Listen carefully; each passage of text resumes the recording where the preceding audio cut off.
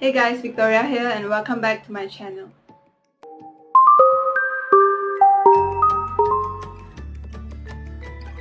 In today's video, I'm going to share all my tips on how to get A+ for your English paper in SPM. Tip number 1 for me is to improve your general language skills for English. I'll get into the format and stuff later on, but in my opinion, it is so important to improve your general skills for this language in order to get good grades for English. To improve English, in my opinion, the best way is to read English novels.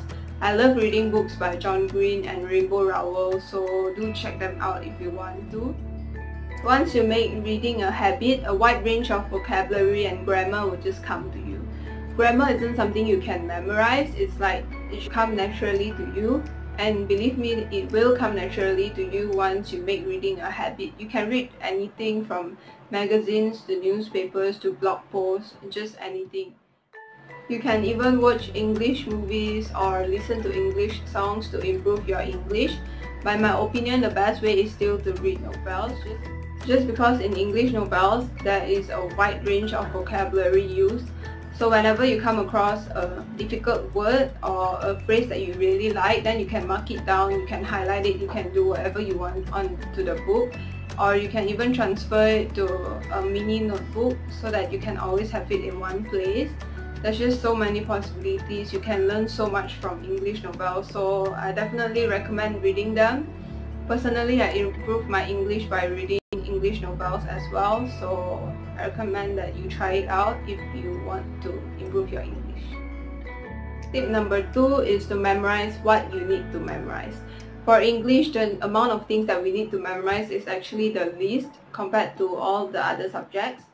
So for English, the only thing you really need to memorize is the literature part, which for the northern region is the novel Sing to the Dawn, or whatever your novel might be. Just that novel, you have to really read from page 1 to the last page, read at least once. For me, I read 2 or 3 times last year this novel so that I know the story, like the way it goes. And when I write summary, I don't need to memorize the summary, if you get what I mean. I just recall the story from my memory and write, because I know the story so well already. It's a very thin book anyways, it's like 50 something pages if I'm not mistaken.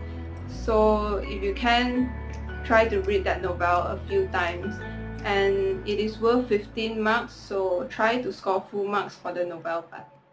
Take note of the questions which could be asked for the novel, such as the summary, the lessons learned, moral values and important events to take note of, and so on. For the poems, there were a ton of poems to read, I think, during Form 4 and Form 5, and I didn't memorize the theme and moral value for each poem. There was just so many, and also the mark distribution is very little. The poetry session was around 5 marks and 2 or 3 marks were from K-Bar questions, so there's only 2 or 3 marks left to obtain, and I just didn't think that it was worth memorizing all the themes and moral values of each poem. I thought that there was like more important things to memorize, so I didn't memorize all the themes and moral values, but I did make sure that I read through each and every poem just so I know what is going on. Tip number 3 is on essays. For English paper, you have to write 2 essays, which are the directed writing and continuous writing, and continuous writing will give you a lot more marks compared to directed writing.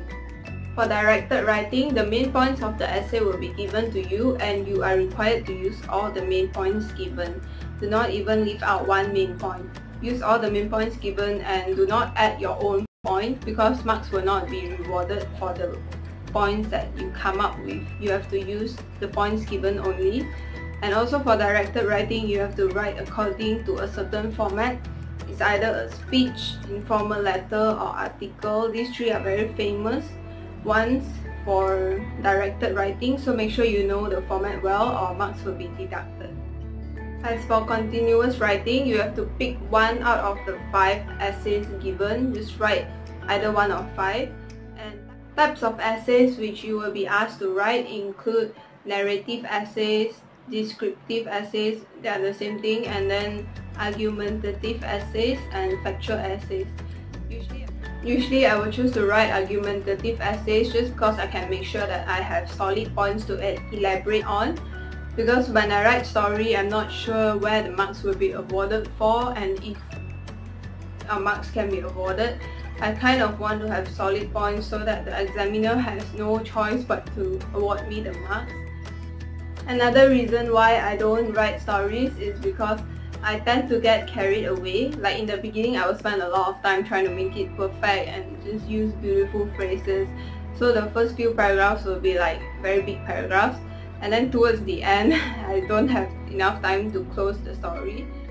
I just have so many ideas for the story, and I love writing stories, so I have so many things that I want to write, but then there's just not enough time to fit in all the things that I want to write, so the story ends up like with a very terrible ending all the time. But then if you can make sure that you can finish the story in time and you're comfortable writing a story, then definitely go for that. I always write around 7 to 8 paragraphs for my continuous writing, and I try to make my paragraphs even as well. Like if the second paragraph is around 8 lines, then I will make sure that the rest of the paragraphs have around 8 lines as well. The introduction and the closing will have significantly lesser lines, like maybe around 5, but the body I will make sure that they all have around the same number of lines just for higher impression points. If you're like in Form 4 and you're still not sure whether you want to write argumentative or narrative essays, then I suggest that you can write one essay for one type of exam. Like maybe for ujian peperiksaan 1 you write narrative, and then for peperiksaan pertengahan tahun you write argumentative, and then you just compare your marks and see which one you're more comfortable with. It's okay to experiment during like school-based exams, and then before SPM have it figured out and just do a lot of practice for the type of essays which you want to do. Tip number 4 is when you write essays, definitely try to include idioms and a wide variety of vocabulary, including difficult words. Examples of idioms which can be used in most essays include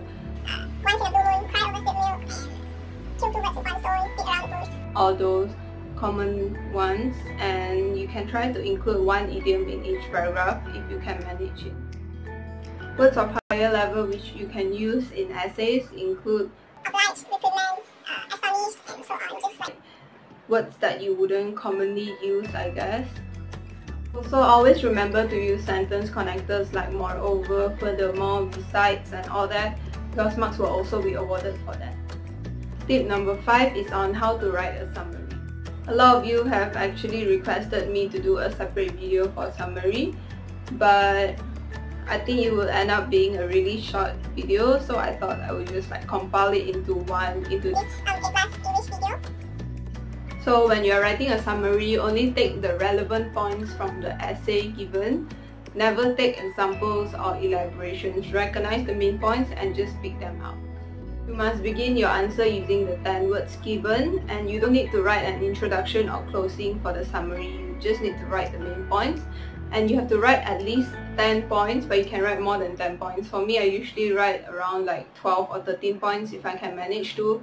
I try to make my points short and simple and straight to the point so that I can fit in more points in case like some of my points are wrong. Then yeah, because if your points are correct, then marks will be awarded, but if your points are wrong, marks will not be deducted. So if you can fit in more points, then definitely fit in more points to get more marks.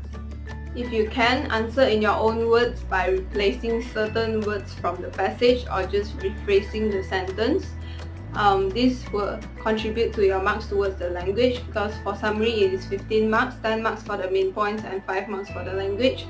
So if you can manage to change the certain words and just rephrase the sentence, then you can get that 5 marks for language.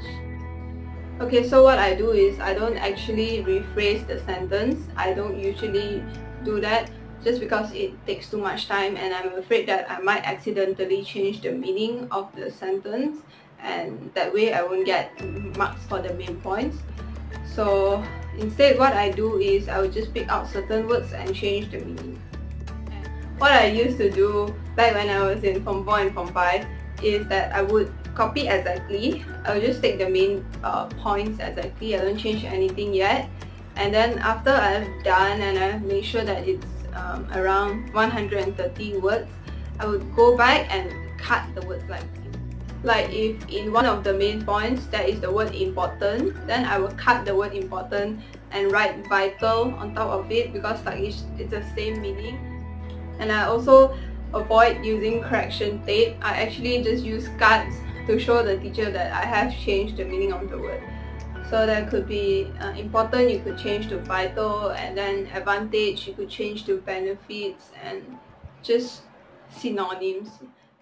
So basically the two tricks that I have for you for summary is number one, fit in as many main points as possible. If like you can find the main points and just shorten it, you write in around 12 to 13 main points to be safe.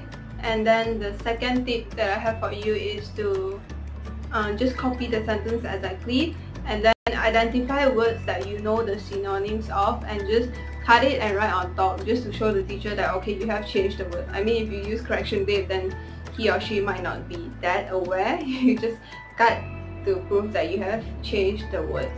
So, and also avoid making grammar mistakes or spelling mistakes, because that can lower down your 5 marks for language as well. So make sure that you change the words and then don't have any spelling or grammar mistakes, and you can get the 5 marks for language. Usually the 10 marks for content is just obtainable, so that way you can get full marks for summary.